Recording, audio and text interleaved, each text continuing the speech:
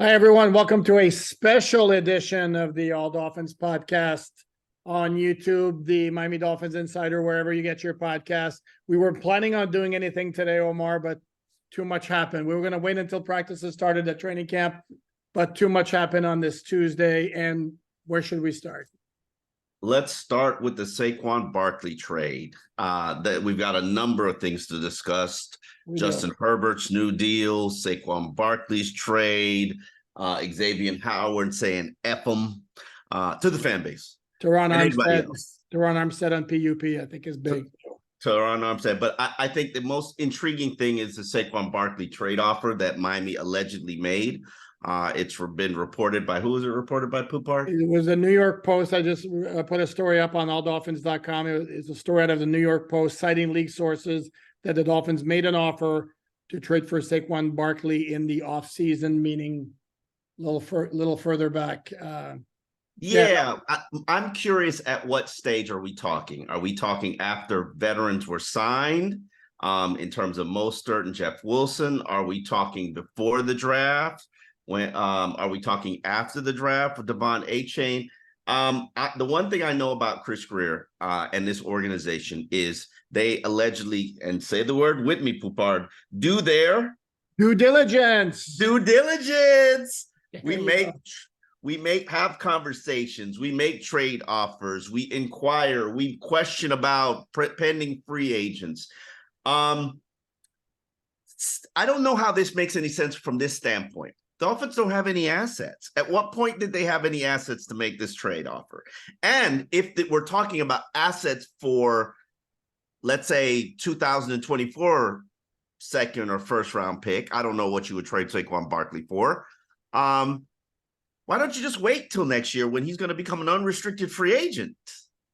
So yeah, and that brings up part two of the equation is Barkley wanted money. So this happened. He just signed now, 1 year deal that's going to be worth like up to $11 million. The Dolphins are going to pay a running back $11 million the way their offense is constructed. I'm with you. The whole thing is kind of weird. This is a major outlet, the New York Post, citing league sources, which is why I wrote about it. There's a lot of things that don't make a lot of sense. The whole thing with the running back situation is kind of weird because the Dolphins went into the offseason with a clean slate. All guys had expiring contracts, and it becomes Barkley, Dalvin Cook, but they wound up re-signing everybody. Not only that, then they drafted Devon A-Chain in the third round of the draft for an offense that's built on the passing game. So I don't understand this. Not sure he wants it to be built on the passing game. Hey, that's what, Well, but to me, as long as you have Tyreek Hill and Jalen Waddle, the offense is going to be built around the passing game. I think Mike McDaniel, and this is a question that I will ask him tomorrow. He wants to be, this is his DNA. Run game is in his DNA. He's like the last of a dying breed. So, yes, he's strayed away from it. That doesn't mean he wants to be away from it forever. But I might make the argument, did he ever have this kind of passing game in San Francisco when he was the quote unquote running game guru and the Kyle Shanahan protege? Let's not even go. Here's the thing. I don't just look at San Francisco as who Mike McDaniels is. I also look at Washington. I also look at Atlanta. I also look at his background, which comes from Houston. All of those teams, if you connect the dots wherever he's been, they've been a top 10 rushing team. So it's part of his DNA. But let's go besides that point. If you're going to ask me if I want to trade a draft pick to get Saquon Barkley and then give him a max deal, as opposed to sign Dalvin Cook for nothing and give him a respectable deal, give me Dalvin Cook. Without question. But again, this was done in the offseason, also at a time when the Dolphins reached out to the Vikings. Oh, hey, what's it going to take, for Dalvin Cook? So I think they were exploring a lot of possibilities. Now maybe they put that on the back burner when they re-signed everybody, drafted A-Chain. And now when Cook got released, all of a sudden it's like, oh, well, let's consider this. But Cook being released was never a surprise to them. They were waiting for it. Let's be real about the situation. Well, here's the thing though, if it was such a done deal, then why would the Dolphins bother even reaching out to the Vikings in the offseason? And that leads to the question. I need to know what period that was. I need to know when that was. And I have to think, Chris Greer makes those calls during the draft time. And maybe it was a conversation before the draft. How he's making those calls. He's trying to sell you Cedric Wilson and trying to give you Noah Igbenogany at a discount. So I don't, outside of them doing their due diligence, this just doesn't make any sense to me. Neither does Saquon Barkley's 1-year deal, which that's just okay. But there's no market for running backs. And one final point before we move on, because we don't want to make this all about kind of a non-story because it didn't happen. But the fact that the running back, the deal that Saquon Barkley settled for, let's not kid ourselves, to me plays well for the Dolphins if they do want Dalvin Cook, because it basically should be a signal to Dalvin Cook. You may want to get paid what you think you're worth, all you want. You're not getting it. Alain Poupart, give me a fair price for Dalvin Cook on a deal you'd offer right now. If he gets $7 million, he should be happy. You're giving him a 1-year deal, $7 million. You would make that offer. Oh, I don't make that offer from the Dolphins. I don't think I am not. I'm asking you, what offer would you make from the Dolphins? You or Chris Greer, what offer are you putting on table for Dalvin Cook? 4.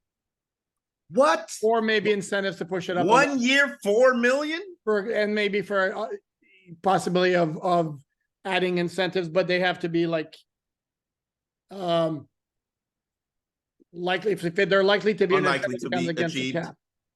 So me personally, I am giving him the exact same deal and offer that I gave Chase Edmonds. He's a far less accomplished running back. 2-year, $12 million. Second year is my option. I'll even throw in $1 million in incentives if you make the Pro Bowl. I think that's fair. I think it's reasonable. Now, could less be on the table? Absolutely. But I'm not. If I'm Dalvin Cook, I'm not just looking for a 1-year deal. I'm looking for a 2-year deal because I need injury protection. Okay, fair enough. Let's move on. I don't, because we've talked about Dalvin Cook ad nauseum. The biggest news for me from a Dolphin standpoint today, while normally is not a big deal for a player to start training camp on active PUP, the fact that Terron Armstead is back there, that's troublesome to me. Is it troublesome considering you predicted it yesterday? I kind of said, don't be surprised if it happens. But I am not shocked by it, but it still bothers me because, again, there are no words to describe just how important he is to that offensive line. I checked some more numbers. Did you know here, Tua played 5 quarters without Terron Armstead in the lineup?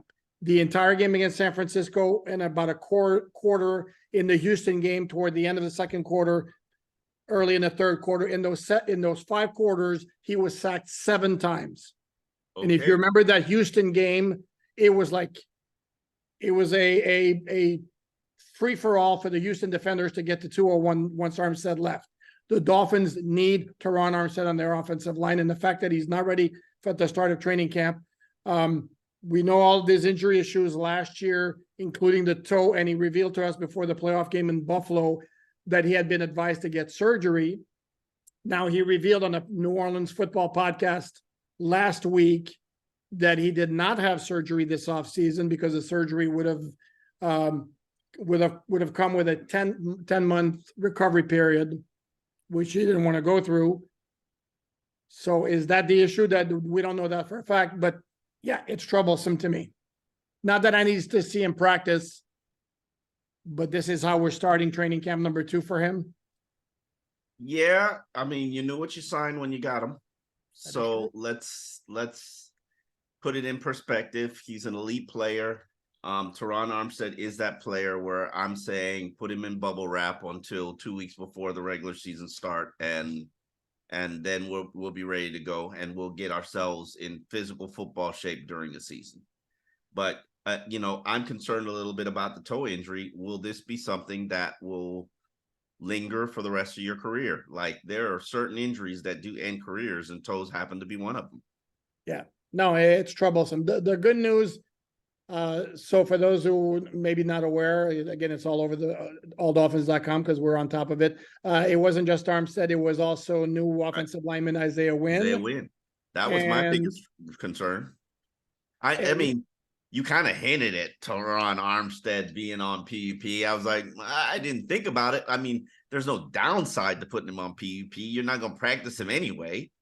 But Isaiah Wynn, like, that's a little bit troublesome. I'm a little bit concerned, wondering, worried, because to me, Isaiah Wynn was going to be my left tackle until Terron Armstead was out of bubble wrap. So now guys like Kendall Lamb, Jerron Christensen,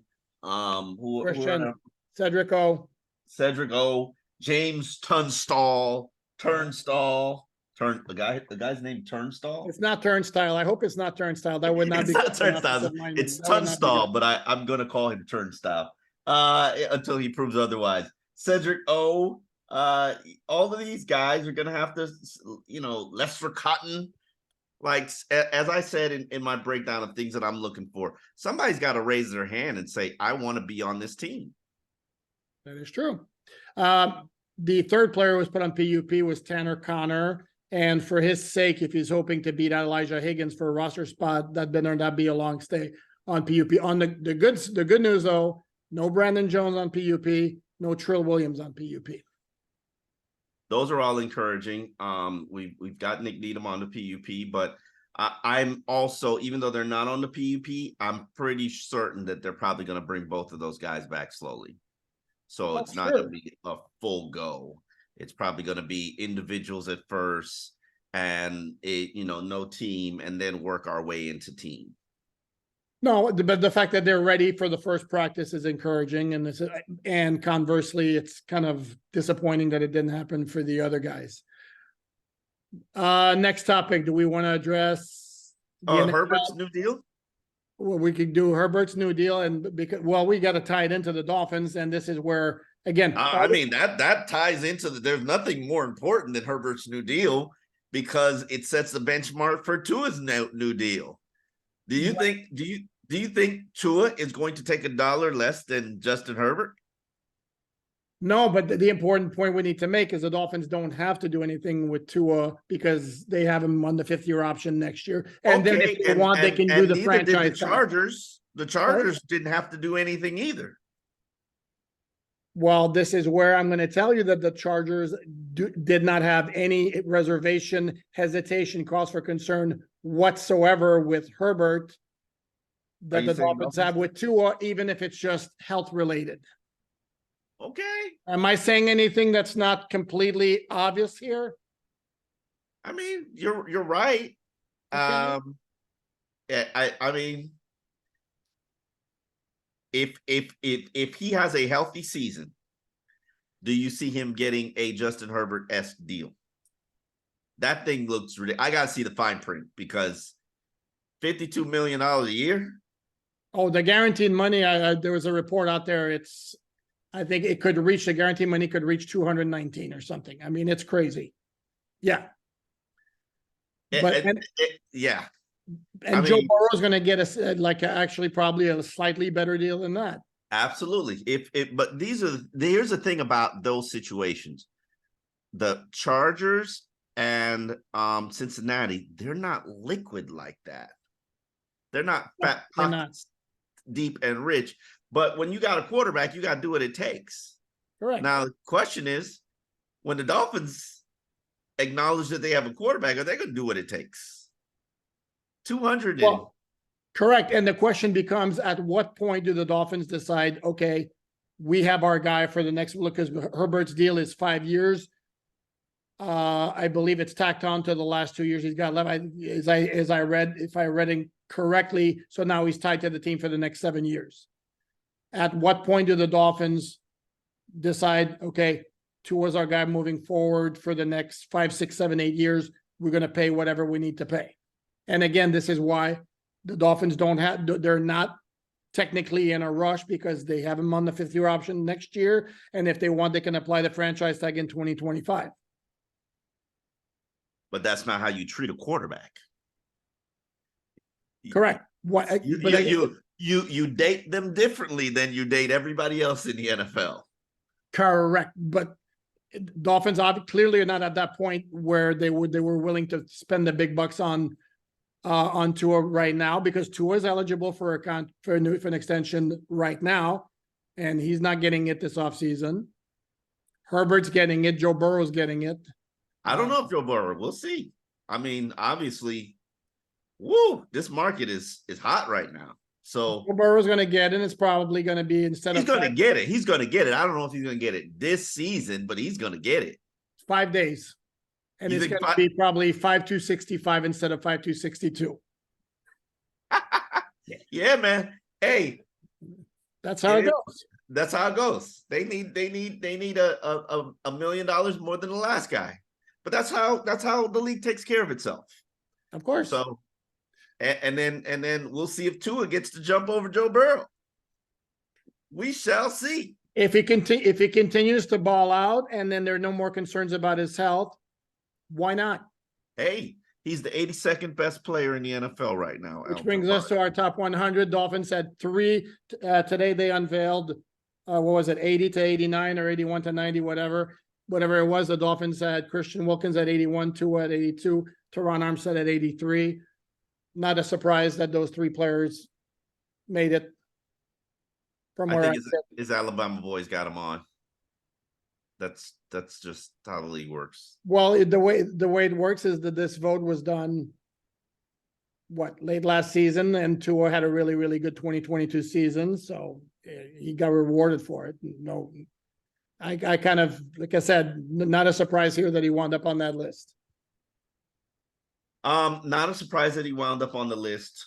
You all know how the list goes and how players vote for it, and it's really just a voting for your friends. So congratulations. And not saying that he doesn't deserve it. But Justin Fields is on the list too. I'm not naming him a top 100 player. Are you naming him a top 100 player? Well, certainly not ahead of Trevor Lawrence, which he was, which to me is completely ridiculous. But again, here's the thing. This is based on last year. And I think Justin Field opened a lot of eyes with his running. And certainly Dolphins saw that when he ran for 178 yards against them. But no, and Justin Fields in no world for me is he ahead of Trevor Lawrence. But for those who like those things, those are fun things to get fans talking and all that. In the grand scheme of things, it means squat or a little more than squat. And the Dolphins are going to wind up with Tyreek Hill's going to be on that list as well. Jalen Ramsey's going to be on that list as well. Probably Jalen Waddle. I heard some guys in the media room throw out Xavien Howard. I'm not sure because he didn't have like a lot of splash plays last year. Xavien Howard clearly is a top 100 player in the NFL, but he didn't have a great year last year. Pro Bowl or not, I don't think he's going to wind up making the list, which brings us to our next thing, the Xavien Howard media session today, which was very interesting, highlighted by the old F them when he was asked if some people are sleeping on him in 2023 because of his Madden rating. I don't know if it was all of just his Madden rating. Xavien is not oblivious to the fact that Dolphin fans have him penciled in as a guy that they're going to release at the end of the season just to create cap space to relieve the $32 million of tension that they're under. And as you know, Xavien is a very good businessman. So he knows he's in a contract year. Xavien is going to ball out this year if he can stay healthy. And he's playing in a perfectly fitted scheme with Vic Fangio's cloud coverage, which allows Xavien to be facing the ball a lot more and in zone a lot more. And also he brought up the point that he likes the fact that he's not going to have to shadow the opposition's best cornerback. They're just probably going to stay left and right, which, you know, he said something that I never heard before. And it's true. Teams would because he was shadowing, teams would put him in a motion trying to tire him out. And it's a great strategy. And, you know, shadowing, I think it's never beneficial. Like guys wear it as a badge of honor, but they don't want to do it. They'll do it, but they don't want to do it. Where you covered the opposition's best player. You think they want to do it, Poop? I think that at certain times they do because it's a badge of honor, and it's basically, you know, it's a pride type of thing of like, you know what, bring me your best, I'm better than your best. But there are times, especially if you're dealing with some stuff like, and you might get exposed. And again, for those who don't know, Xavien Howard dealt with groin issues pretty much all of last year. Multiple. So both his balls were hurting. Wow. Am I lying? Definitely not suitable for kids on this video here. No, I had never seen that before. Last year, 1 week, he was on injury report with groins. I had never seen that before. It's always groin.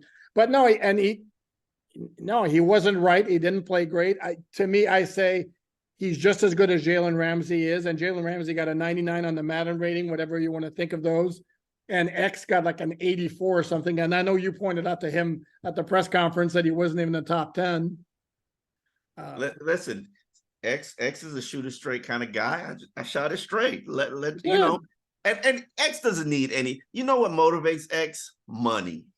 That like there's no secret. There's no secret about Xavien. You know what motivates him? Money. He plays well. He gets his $18.5 million. And to be honest with you, because all the guarantees are going to be up, if he plays well, he's coming back to the table and saying, pay me, give me more guaranteed money. So, and if he doesn't play well, he'll either be released or he'll be traded. And then he'll go and try to get the most money that he can get. Xavien will be fine. I think he's going to have one of those seasons where you're going to be like, we thought this guy had fallen off. Yep. And I mean, think about it. Who leads the NFL in interceptions since 2016 when he entered the league? It's hold on. Xavien Howard. Yeah. And keep in mind, Jalen Ramsey entered the league in 2016 as well.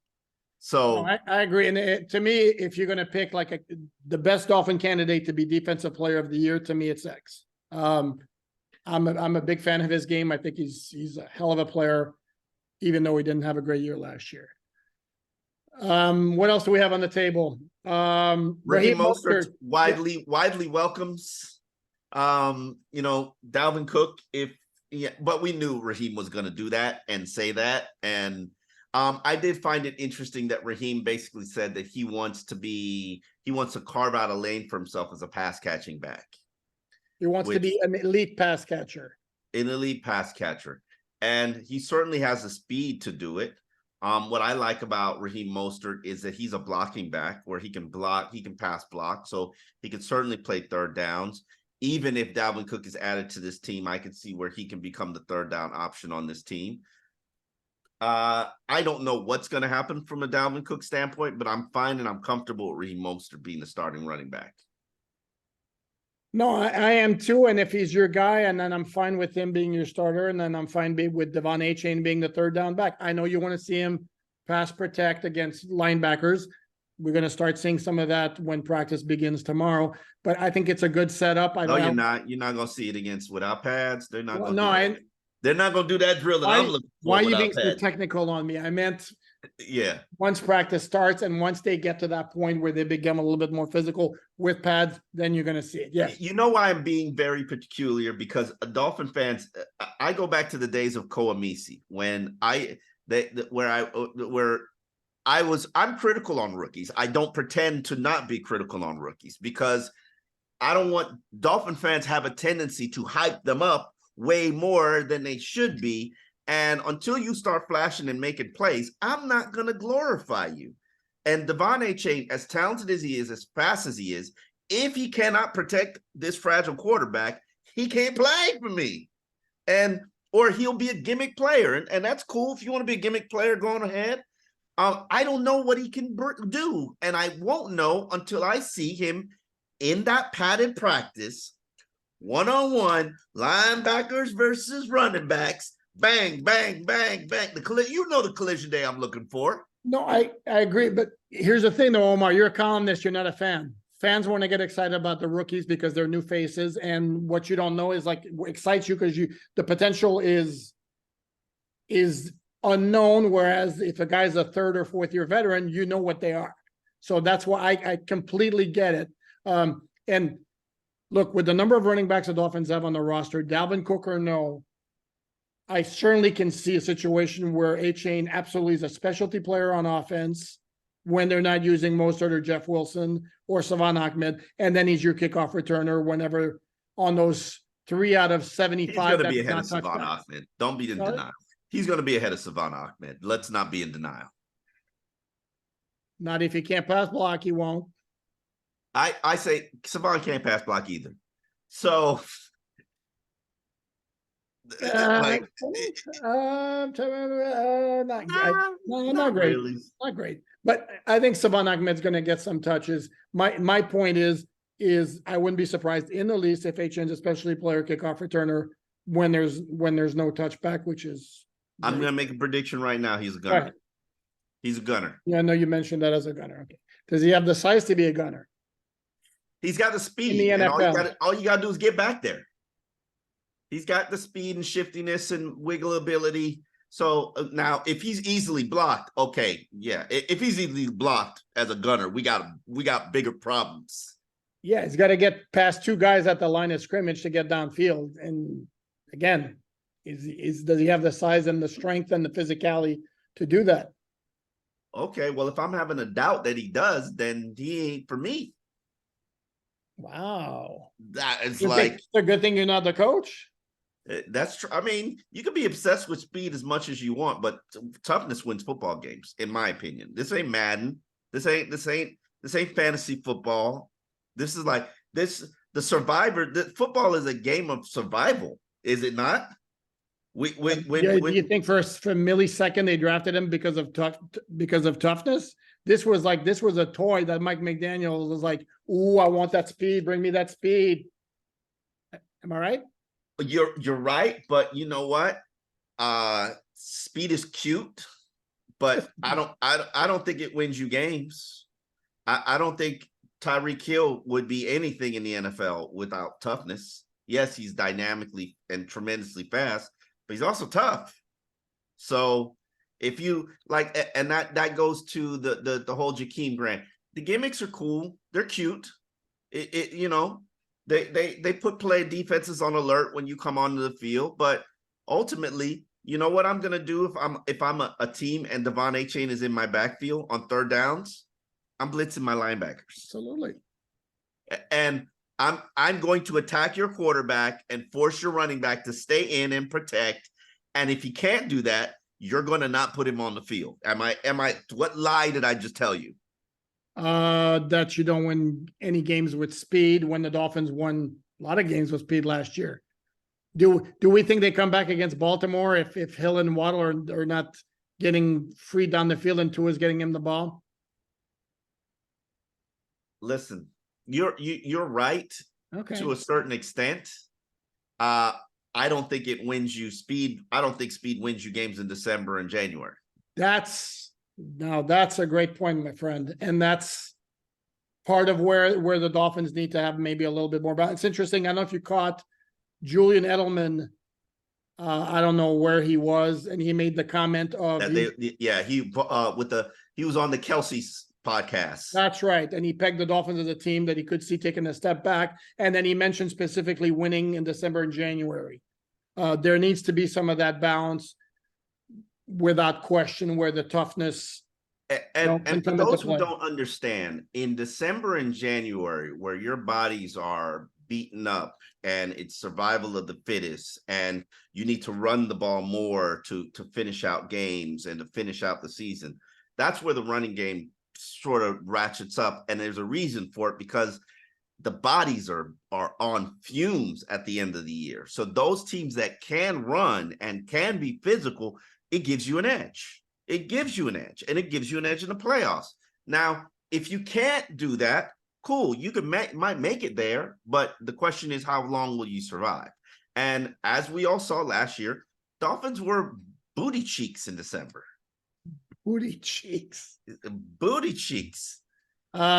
they not? They were not good. No, they were not. They were not good. And then they almost pulled off the huge upset at Buffalo, in part because they did. Dude, they lost by 3 points. They had the ball driving for a potential game-winning touchdown around midfield until their drive fizzled. And part of the reason was because their defense created turnovers. That's another thing that also has to come into play. And this is where the Vic Fangio addition, completely different topic, but the Vic Fangio addition and that of Jalen Ramsey could make a big difference, because the Dolphins were not great at creating turnovers last year. They were the year before, and the year before that. They need to get back to that to complement the offense and that's going to make a difference down the stretch. So we also had Jalen Ramsey join us and talk about the fact that he is an elite cornerback. He's on, and people got to understand there's a different level of confidence that the great cornerbacks have to have short memories and arrogance, because the whole system is set up for them to fail.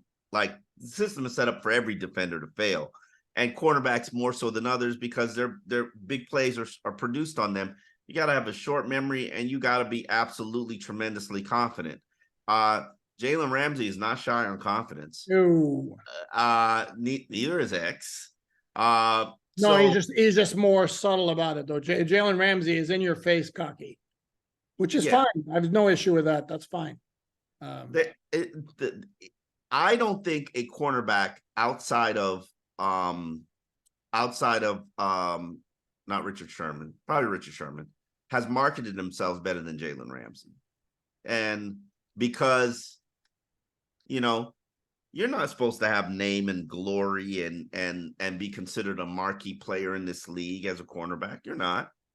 Like, even Revis didn't, Revis had a name, but it's set up for you to fail. I look at this team, and the top position to me is cornerback on this entire team. I know they got some hella wide receivers as well, which is why these wide receiver cornerback battles, they're gonna be real good. If all of them practice, and Jalen Ramsey said he's going to practice, I don't believe him. Did he say that, or he said he's all go, and I'm sure they'll have a plan for him? He kind of tap danced around that question. Yeah. Oh yeah, he said he's a go, and they'll have a plan for me. Yeah, correct. It could be their plan is going to be for him not to practice. So who knows? I mean, like I said, he completely tapped danced. Xavien said he practiced it too. I don't believe that either. Xavier. Here's the thing you got to remember: always the last few seasons is, except for last year, the X had the contract situation that he wasn't necessarily thrilled with, so that played a role in it. That got settled. I think last year he practiced a good bit. I would like to see the cap on both of them practicing at 15 snaps in team drills. Like, past that, what are we doing? But all of them against Hill and Waddle. I want to, from a selfish standpoint, I want that matchup. I don't want to, no offense, but I don't want to see Jalen Ramsey covering Eric. No, and you don't want to see Tyreek Hill roasting Noah Igbenogany. We've seen that over and over again. You have to take a shot at my man Noah. You had to take a shot. Listen, as I always say, there's that one cornerback on every training camp roster where the quarterback breaks the huddle, looks at the defense, and he's looking for a certain number. Yeah. I believe that number is number 9 on this roster. Yes, that number is number 9 on this roster. Wherever number 9 is, whoever's covered him, that's where the ball is going. And that's you. Am I lying? Has that been Noah his whole career? Has he been picked on? I plead the 5th or the 9th in this particular case. Like, I want to see Noah not be that player. And full disclosure, Noah Igbenogany was on my man crush list in the 2020 draft. I had him pegged as a second-round pick. I wanted the Dolphins to select him. I thought he was going to be a star. He has not been. And it is tremendously bad ball awareness. Just always in position. No ability to identify or recognize wherever the ball is or that it's coming at him. And he should expect the ball to be coming at him every time he's on the field. Yeah, and also early on, easily beaten by double moves. And I still because we talk about players being mismanaged at times by the previous regime, and I'm going to go back to that 2020 game when they throw him in the lineup against Stephon Diggs after Byron Jones pulls a hammy against the Bills in like week 3, and Diggs is turning him every which way. Then the next week where he gets picked on by Russell Wilson and costs them the game. No. I think the majority of what's going on with Noah is mental. That's my personal opinion. I think that he needed to be, and I said this to his agent last year, you need to get him traded, because if he's going to have a respectable NFL career, he needs a fresh start. Now, from what I heard, he is a defensive. Who's the former head coach? Why isn't Oh, who did Brian Flores. Brian Flores. Yeah, Brian Flores advocated. Brian Flores wanted him, and then when he became a failure, Brian Flores was extremely abusive to him, from what I understood, from what I learned. I find that hard to believe that could happen. Sorry. And that destroyed his confidence, as it would. Now the problem is he's had plenty of opportunities to regain and rebuild that confidence, and it just doesn't happen. It just hasn't happened. Doesn't have the instincts. That to me is what's been glaring from day one. You look at some guys, even though they may be lacking physically, they just have a feel. They have a feel for it, and with Noah, it's the other way around. He's got good size. He can run. He just got no feel. One quick point I want to make. We going back to the Ramsey Howard thing. I look at those two, and the comparison is going to come up throughout the year to Madison and Surtain because they're two really high-end cornerbacks. And it's interesting to me because Jalen Ramsey is Madison. Sam was not shy in terms of the personality. Sam was not shy about talking his game, and Patrick was like the quiet, low-key guy, just like X. And both of them, all four of those guys, really, really high-end cornerbacks. This is a better duo, though. And I love Sam and Pat. Is it, though? What? Sam and Pat at the top of their game were the best cornerback tandem in the NFL. I mean, those two were really, really, really good. I mean, damn, they were good. They were good. But if we're going to match them up player for player, Jalen Ramsey's the best press cover cornerback than Sam Madison. Is a better press cover. Jalen Ramsey's on a Hall of Fame trajectory. Are we right? Yes. Sure, I'll give you that. Sam Madison probably might make it in as a legend. I don't think he had quite enough. So right now we're at Dolphins present day better press cover and ball skills. Please, I've never seen anybody like Xavien Howard. 28 interceptions. Did you see a lot of Sam in his prime, or was that? Yes, absolutely. Absolutely. I saw Sam in his prime. Sam was great playing on the ball. I don't even know if Sam's got 28 interceptions in his career. I'm looking it up right now. Yeah, go ahead and look it up. Pat Surtain. Yeah, but I thought with the comparison with Madison. Bottom line. No, I would say Pat Surtain. I don't think Sam Madison's got 28 interceptions either. Anyway. I mean, we're can we just settle for they're both really 38 interceptions. 38. That's more than 28, unless I'm wrong. Anyway, both really, really high-end cornerback tandems, and this is a luxury. And I'm with you. I think top to bottom cornerback. And I don't know if you've noticed we're running down here. We're about a minute left here. I don't know if you've noticed at every chance he gets, X is pumping Cater Kohu's tires. I mean, no Igmanogany's tires. I don't know, but yeah, X is a big Cater guy, big time. I listen. I didn't cover the team last year, but I'm curious. I did cover training camp, and he was okay. I would like to see him this training camp and see the growth in his game. Oh, no, to me, he was really, really impressive last year. The only issue I had with him, he was very handsy.